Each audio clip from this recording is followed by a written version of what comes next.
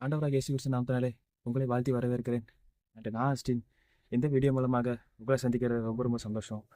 And இன்றைக்கும் எதை பார்க்க போகிறோம் அப்படின்னா, இன்றைக்கு என்னோட லைஃப்லையும் நான் நிறைய கஷ்டங்களை ஃபேஸ் பண்ணும் பொழுது அஹ், நிறைய இடத்துல வேதம் வாசிக்கிறதற்கு கர்த்தர் ஒருத்தர் இருக்கிறாரா, ஆண்டவரை நாம் எப்படி தெரிந்து கொள்வது, ஆண்டவர் எப்படி அஹ், அவரை நமக்கு வெளிப்படுத்துகிறார், அவர் நமக்கு என்ன கொடுத்திருக்கிறார் அப்படின்னு நிறைய கொஷின்ஸ் வரும் பொழுது ஆண்டவர் ஒரு வார்த்தையை கொடுத்து அந்த ஒரு நேரத்தில் ஒரு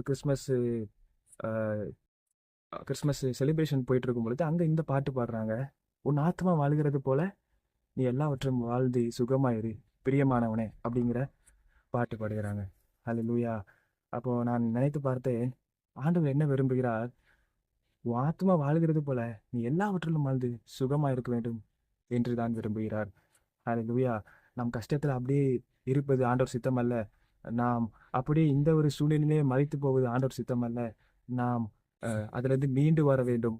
அது மட்டுமல்ல, இந்த உலகத்தில் உள்ள எல்லா காரியங்களிலும் நாம் வாழ்ந்து சுகமா இருக்க வேண்டும் என்று விரும்புகிறார். ஹல்லேலூயா. இந்த உலக மனுஷர்களை பாருங்க, அவங்க நிறைய வச்சிருப்பாங்க, ஆனா வாழ்ந்து சுகமா இருக்க மாட்டாங்க, அதை திருப்தியா அனுபவிக்க மாட்டாங்க. ஹல்லேலூயா. ஆனா இயேசு கிறிஸ்துவுக்குள்ள இருக்கக்கூடிய உங்களுக்கும் எனக்கும் ஆண்டவர் கொஞ்சமா கொடுத்தாலும் திருப்தியாக அனுபவித்து சந்தோஷமாக வாழக்கூடிய கிருபையை கொடுத்திருக்கிறார். ஹல்லேலூயா. அப்போ அவர் எல்லாவற்றிலும் நாம் வாழ்ந்து சுகமா இருக்க வேண்டும் என்று விரும்புகிறார். ஆம், ஆனால் நாம் என்ன தெரிந்து கொள்ள வேண்டும் என்றால், அவர் நமக்கு என்ன தருகிறார், எதை வைத்து நாம் இயேசு கிறிஸ்து நம்மோடு இருக்கிறார் என்று புரிந்து கொள்வது அப்படிங்கிறது தான் பார்க்க போறோம். ஹல்லேலூயா. நிறைய நேரத்தில் நம்மக்கிட்ட செல்வம் இருக்காது. அப்போ செல்வம் இல்லை அப்படின்னா நம்ம கூட இயேசு கிறிஸ்து இல்லையா? இல்லை நம்மக்கிட்ட ஒரு வசதியோ மற்றவர்களைப் போல ஒரு நல்ல நிலைமை இருக்காது அப்படின்னா நாம் இயேசு கிறிஸ்துவோட நெருக்கமாக இல்லையா? இல்லை அஹ், இல்லை அது நம்மக்கிட்ட அஹ், இயேசு கிறிஸ்துவ கூட இருக்கக்கூடிய ஒரு ஃபீலிங்ஸ் இருக்காதுங்க. அப்படிப்பட்ட சூழ்நிலைகளில் போயாச்சுன்னா, இல்லை உபத்திரவத்தின் வழியாக தீமைகளை அனுபவிக்கும் பொழுது, பாடுகளை அனுபவிக்கும் பொழுது, அடிகளையும் உதைகளையும் இயேசு கிறிஸ்துவாக அனுபவிக்கும் பொழுது, அப்பொழுது இயேசு கிறிஸ்து நம்மோடு இல்லையா அப்படின்னு பார்த்தீங்க அப்படின்னா, அதுக்கு தான் இந்த ஒரு வார்த்தையை நான் சொல்ல போகிறேன்.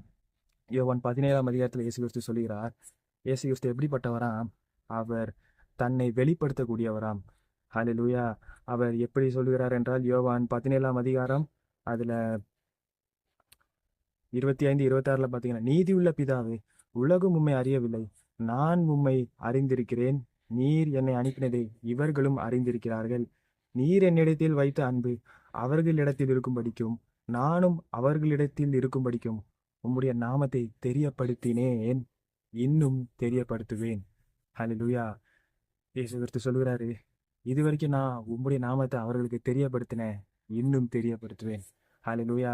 அதுவும் இல்லாமல் நீங்கள் யோவான் 17 அதுக்கு முன்னாடி படித்து பாருங்க, உம்முடைய வசனத்தை அவர்களுக்கு கொடுத்தேன், உம்முடைய வார்த்தையை அவர்களுக்கு கொடுத்தேன் என்று சொன்னார். ஹல்லேலூயா. அப்போ எதை வச்சு நம்ம இயேசு கிறிஸ்து நம்மோடு இருக்கிறார் என்று தெரிந்து கொள்ளலாம் தெரியுமா? ஏதோ ஒரு விதத்தில் அவர் நம்மோடு பேசுவார். ஹல்லேலூயா. அவருடைய நாமத்தை வெளிப்படுத்துவார். ஹல்லேலூயா. நான் நிறைய நேரத்தில் நம்ம பைபிள் வாசிக்கும் பொழுது டக்குன்னு ஆண்டவர் நம்மோடு பேச அந்த ஒரு விதம் தெரியாது. வெளியில இருந்து பேசுவார், வேற இடத்துல வேற மனுஷர்கள் மூலமாக பேசுவார். ஹல்லேலூயா. அவருடைய நாமத்தை தெரியப்படுத்துவார். ஹல்லேலூயா. அது ஆச்சரியமாக இருக்குங்க. அவருடைய நாமத்தை தெரியப்படுத்துகிறது மூலமாக தான் நாம் அவரோடு உள்ள ரிலேஷன்ஷிப்பை புரிந்து கொள்ளலாம், அவர் நம்மோடு இருக்கிறார் என்று புரிந்து கொள்ளலாம். ஹல்லேலூயா. ஒவ்வொரு நாளும் நாம் அவருக்குள்ள இன்னும் வளர வேண்டும். நேற்று இருந்ததை விட இன்னைக்கு என்ன அதிகமாக தெரிஞ்சுக்கிட்டோம் அப்படின்னு நாம் அஹ், யோசிப்பது முக்கியமாக இருக்கிறது. ஹல்லேலூயா. நேற்று அவரை தெரிந்து கொண்டதை விட இன்றைக்கு அதிகமாக தெரிந்து கொள்ள வேண்டும். ஹல்லேலூயா. அவர் வெளிப்படுத்துவாராம். உலகத்துக்கு அவர் வெளிப்படுத்த மாட்டார், அவருடைய பிள்ளைகளுக்கு தான் வெளிப்படுத்துவார். ஏன் தெரியுமா? உலகம் அவருக்கு செவி கொடுக்காது, உலகம் அவரில் அன்பா இருக்காது. ஆனால் அவருடைய பிள்ளைகள் அவருக்கு செவி கொடுப்பார்கள், அவருடைய பிள்ளைகள் அவருடைய வார்த்தையை கேட்பார்கள் என்று அவர் சொல்லி தருகிறார். ஹல்லேலூயா. ஆனா உலகத்துக்கு எந்த விதத்துல வெளிப்படுத்துறாருன்னு பாருங்க. அதே 17ஆம் அதிகாரத்துல 22ஆம் வசனம், நான் ஒன்றா இருக்கிறது போல அவர்களும் ஒன்றா இருக்கும்படி நீர் எனக்கு தந்த மகிமையை நான் அவர்களுக்கு கொடுத்தேன். ஹல்லேலூயா.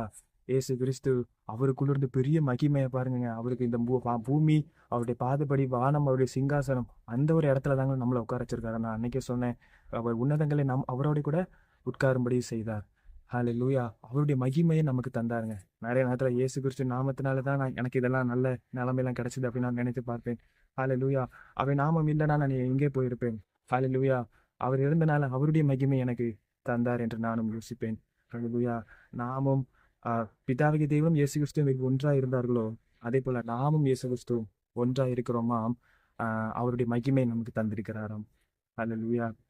அப்படி தரும் பொழுது 21வது வசனம், அவர்களெல்லாம் ஒன்றாய் இருக்கும் பிதாவாகிய தேவனே, நீர் என்னை அனுப்பினதை உலகம் விசுவாசிக்கிறதற்காக நீர் என்னிலையும் நான் உம்மிலையும் இருக்கிறது போல அவர்கள் எல்லாரும் நம்மில் ஒன்றாய் இருக்கும்படி வேண்டிக் கொள்கிறேன். ஹalleluya. சூப்பரான வசனங்க. உலகம் விசுவாசிக்கிறதுக்காக என்ன பண்ணுகிறாராம்? அவங்க எல்லாரும் நம்மளோடு இருக்கிறாங்களா? இயேசு கிறிஸ்து எப்படி கிரியைகளை நடப்பித்தாரோ அதே போல நமக்கும் இயேசு கிறிஸ்து நம்மோடு இருந்து அவர் பிதாவாகிய தேவனுடைய கிரியைகளை நடப்பித்தார். நாம இயேசு கிறிஸ்துவோட கிரியைகளை நடப்பிக்கிறோம். ஹalleluya. அவர் பிதாவாகிய தேவனுடைய சித்தத்தை செய்து முடித்தார். நாம் இயேசு கிறிஸ்துவின் சித்தத்தை இங்கு செய்து முடிக்கிறோம். ஹalleluya. அப்படி இருந்து நம்மில் மூலமாக அவர் வெளிப்படுகிறாராம். அப்படி எதற்கு வெளிப்படுகிறாராம்? உலகம் விசுவாசிக்கிறதற்காக வெளிப்படுகிறாராம். ஹalleluya. அப்ப நிஜமான பைபிள் எது தெரியுமாங்க? நாம தான் நிஜமான பைபிள். ஹalleluya. நம் மூலமாக உலகத்துக்கு இயேசு கிறிஸ்து தன்னை வெளிப்படுத்துகிறார். ஹalleluya. அதே போல நீங்கள் நிறைய கஷ்டங்களை அனுபவிக்கும் பொழுது இந்த வசனத்தை ஞாபகம் கொள்ளுங்க. லூக்கா 6ஆம் அதிகாரம் நினைக்கிறேன், அதில் வசனம் சொல்லுகிறது, தரித்திரராகி நீங்கள் பாக்கியவான்கள், தேவனுடைய ராஜ்யம் உங்களுடையது. ஹalleluya. ஏன் தரித்திரராகி நீங்கள் பாக்கியவான்கள் தெரியுமா? நீங்கள் நம்புறதுக்கு எதுவுமே இல்லை. ஹalleluya. நீங்க சொத்து சுகம் நம்புறதுக்கு ஒன்றும் இல்லை. நீங்க பட்டம் பதவி நம்புறதுக்கு ஒன்றும் இல்லை. அதனால நீங்கள் பாக்கியவான்கள். நீங்க தேவனுடைய ராஜ்யத்தை மட்டும்தான் நம்புவீங்க. உங்களுக்குள்ள இருக்கிற பரிசுத்த ஆவியானவர், உங்களுக்குள்ள இருக்கிற இயேசு கிறிஸ்து, உங்களுக்குள்ள இருக்கிற பிதாவாகிய தேவன், அந்த தேவனுடைய ராஜ்யத்தை நம்புவீங்க. உங்களுடையது தேவனுடைய ராஜ்யம். ஹalleluya. நீங்கள் எதனால பிழைப்பீங்க தெரியுமா? நீங்கள் அவருடைய வார்த்தையினால மட்டும்தான் பிழைப்பீங்க. அப்படிப்பட்ட சூழ்நிலையில நீங்க இருக்கிறீங்க. அதனால நீங்கள் பாக்கியவான்கள். ஹalleluya. மற்ற எல்லாம் வச்சிருக்கிறவங்க அவங்க அதனால பிழைக்கிறதா நினைச்சு கொள்வாங்க. அதனால பிழைக்க முடியாது. இயேசு கிறிஸ்துவின் வார்த்தையாலே மட்டும்தான் நாம் பிழைக்க முடியும். ஹalleluya. இயேசு சொன்னார், ஜீவ அப்பம் நானே, என்னை புசிக்கிறவன் என்றென்றைக்கும் பிழைப்பான், மறியாமலும் இருப்பான். ஹalleluya. ஹalleluya. அது எங்க சொன்ன வசனம் தெரியுமாங்க? நீங்கள் ஆரம்பத்தில் அவர் சோதிக்கப்படும் பொழுது சொல்லுவார், மனுஷன் அப்பத்தினால் மட்டுமல்ல தேவனுடைய வார்த்தையினாலே பிழைப்பான் என்று சொல்லியிருப்பார். ஹalleluya. அந்த தேவனுடைய வார்த்தையினாலே பிழைப்பான்ங்கிறத இங்க ஜீவ அப்பம் நானே, இந்த அப்பத்தை உண்கிறவன் என்றென்றைக்கும் பிழைப்பான் என்று சொல்லியிருப்பான். ஹalleluya. அப்ப அந்த அப்பம் என்னது? தேவனுடைய வார்த்தை தான். ஹalleluya. தேவனுடைய வார்த்தையை நல்லா தெரிந்து கொள்ளுங்க. அவருக்குள் நிலைத்திருங்க. ஹalleluya. அவர் உங்களுக்குள் நிலைத்திருக்கிறார். உலகத்துக்கு அவர் தம்மை எப்படி வெளிப்படுத்துகிறாராம்? அவர் நம்மில் அன்பாயிருந்து நம் மூலமாக மற்றவர்களுக்கு வெளிப்படுத்துகிறாராம். ஹalleluya. அது மட்டுமல்ல, அவருடைய நாமத்தை நமக்கு தந்திருக்கிறாராம். அவருடைய மகிமையை நமக்கு தந்திருக்கிறாராம். அவரை நமக்கு நிறைவாக வெளிப்படுத்துகிறாராம். ஹalleluya. அது மட்டுமல்ல, நாம் கஷ்டத்திலே அப்படியே மரித்து போவது கர்த்தர் சித்தம் அல்ல. அவர் சொல்லுகிறார், உன் ஆத்துமா வாழ்கிறது போல எல்லாவற்றும் அது சுகமாய் இருக்க வேண்டும் என்று விரும்புகிறார். ஹalleluya. கர்த்தர் தாமே உங்களை ஆசீர்வதிப்பாராக.